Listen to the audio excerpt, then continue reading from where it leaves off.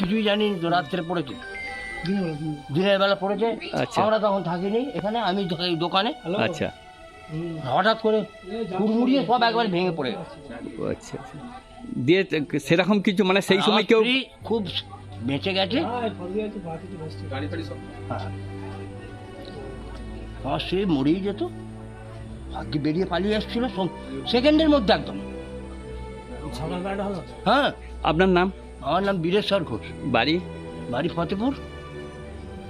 আমাদের পহলামপুর জিপি রায়না টুয়ের ফতেপুর গ্রামে আমরা এসেছি। ফতেপুর গ্রামে এই অকাল যে বর্ষণ চলছে, আপনারা দেখতে পাচ্ছেন যে প্রাকৃতিক দুর্যোগ প্রায় 1 মাসের উপর হয়ে গেল। এর ফলে একটা বড় দোতলা বাড়ি ভেঙে পড়েছে মাটির, মানে জলের চাপেতে। আমরা সেই ফ্যামিলির পাশেই আমরা এসেছি, কারণ আমরা এলাকার মানুষ যাতে এই যে একটা বড় ক্ষতি, সবচেয়ে উপরওয়ালার কাছে একটা মানে আমাদের যে তাদের বাড়ির কারোর কিছু হয়নি, মালপত্র সব নিচে পড়ে আছে বাড়ির তলায়, গাড়ি ভেঙে গেছে, একটি অনেক কিছু হয়েছে, কিন্তু যা কোনো ব্যক্তির কোনো ক্ষতি হয়নি, এটাই সবচেয়ে বড় পাওনা।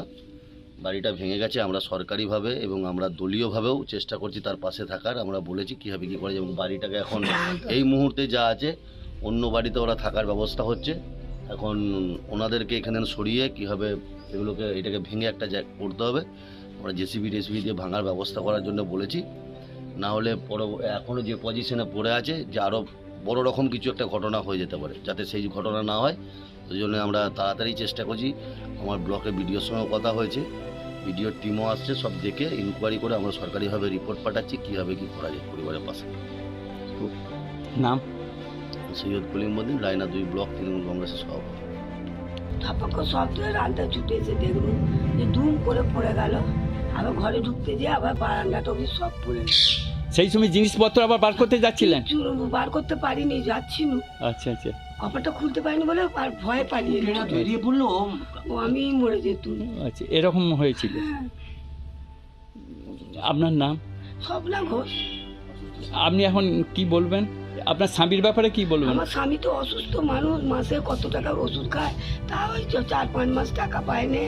ছেলে যেমন হোক একটু কাজ করে, ওই নিয়ে আসে, খাই, যাই করে দিনগুলো। কেন উনি পেনশন পান না? ওল্ড পেনশন যেটা? না না, বিধবাতে পাননি? না। আপনি লক্ষ্মী ভান্ডার পান? আমি লক্ষ্মী ভান্ডার পাই। বেশ, ঠিক। ওইভাবে যাই করে চালিয়ে দিচ্ছে। ওই ও তো 2 মাসে অনেক টাকা ওষুধ, ওইটাই হচ্ছে না। তারপরে এই বাড়িটা আবার পড়ে গেল। হ্যাঁ, জমি জায়গা কিচ্ছু নাই, আমার কিচ্ছু নাই।